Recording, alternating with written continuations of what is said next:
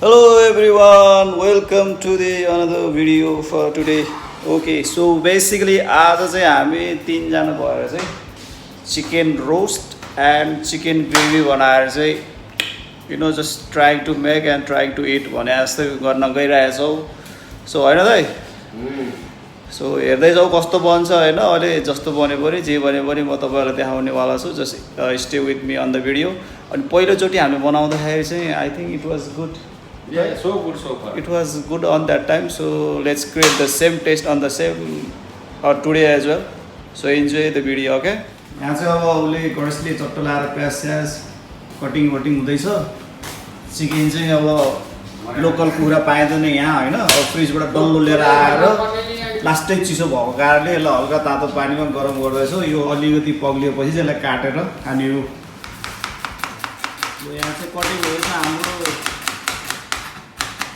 Cook स्पेसलिस्टले. कत्रा cutting हुँदैछ है. अब आफूले काट्यो भने त लतर पतर हुन्छ है. यस्तो काट्न आउँदैन. खतरा कटिङ भइसक्यो. प्याज यो अदुवा लसुन रेडी भइरहेको छ है. यो चाहिँ एक्स्ट्रा खुर्सानीहरू सब रेडी छ.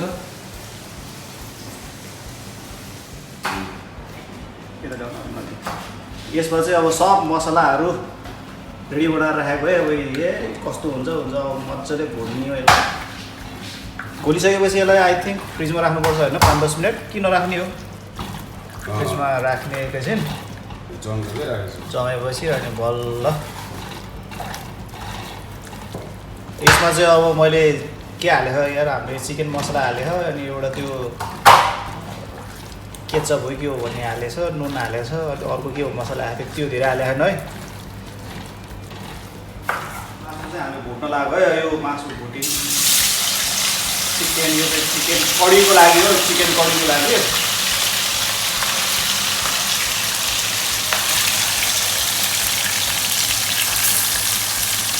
वाह.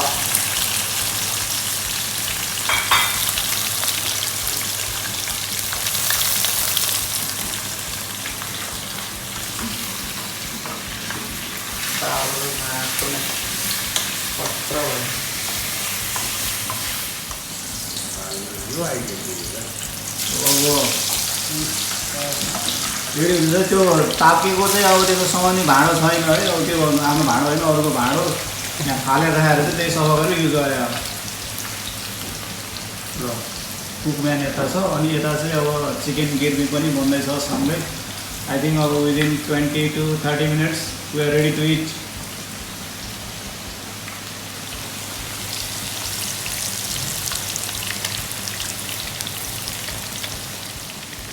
ल अब एक साइड पाकेर अर्को साइड पाक्नलाई फर्काउने कार्यक्रम भइरहेछ. ल अब यो सकेपछि एक लट अझै बाँकी छ होइन. यति हो. तिनजना हामी. यो चिकन चाहिँ 3 किलो जति हो. मजाले फ्राई हुँदैछ, यता कुकिङ हुँदैछ. अब भ्याइएपछि खाने हो. तपाईँ केही छ भन्नु दाजु? केही छैन. अब 3 + 2 किलो 5 किलो हो.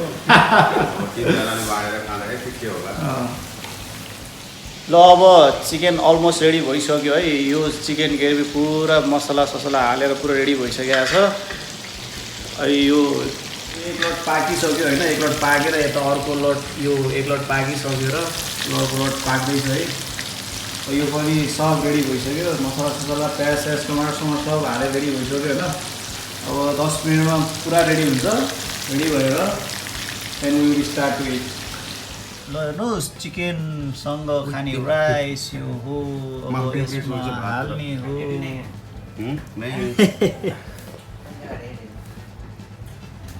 कस्तो बनाएको छ जस्तो लाग्छ दाजु? एकदम ठिक छ. बास्ना मिठो आएको छ है. ल ठिक छ. अब कसकै कार्यक्रम हुँदैछ. इमरान भाइले खाइहाल्नु 2टा चोक्टा.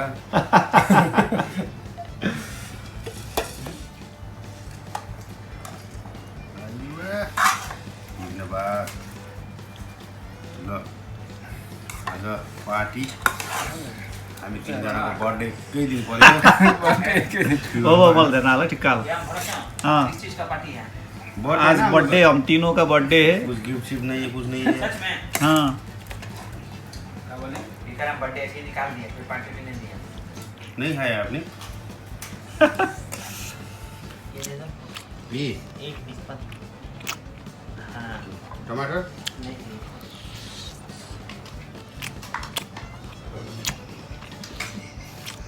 अम्बे बने हाँ तुम बनाया आज हाँ हम लोग बनाए ना कस्तो छ टेस्ट उनका भी आया मेरा पता नहीं था यार खुर्सानी त्यो डब्बामा त्यो कहाँ हो कस्तो बनाएछ भन न पहिला है नंबर 1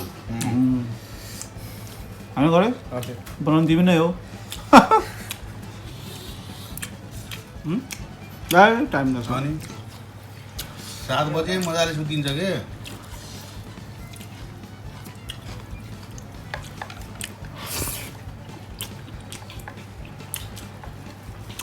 आइराछ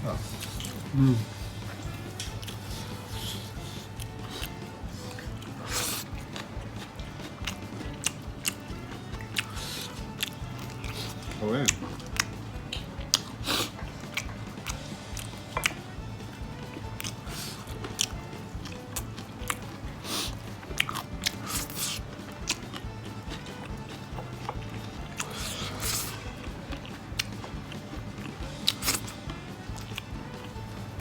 अगाइयो होइन रातो पिरो देख्छ होला हाँ। ये तरह शुरू कर त भ्याइयो सब खायो यार है तिनजनाले माछाला 3 किलोभन्दा बढी मासु खाइदियो भने सिधै राक्षस रहेछ हामी त यार है ल खाएर भ्याइयो होइन अब के काम बाँकी छ भन्दाखेरि भाँडा मस्काउन बाँकी छ होइन भाँडा मस्काएको भिडियो त तपाईँहरूलाई के देखाउनु है अब भाँडोमा आइसकेको दुःख गरेको त भिडियो के देखाउनु तपाईँहरू खाएको र बनाएको हेरेर इन्जोय गरिदिनुहोस् है त ल यही सब चाहिँ आजको यो सेसनमा थियो नि यो भिडियोमा थियो कसरी हामीले चाहिँ मासु बनाएर खायो भन्ने कुरा देखाउन मात्रै खोजे हो जस्ट देखाइहाल्यो तपाईँहरूलाई I hope you guys like it and see you in the next video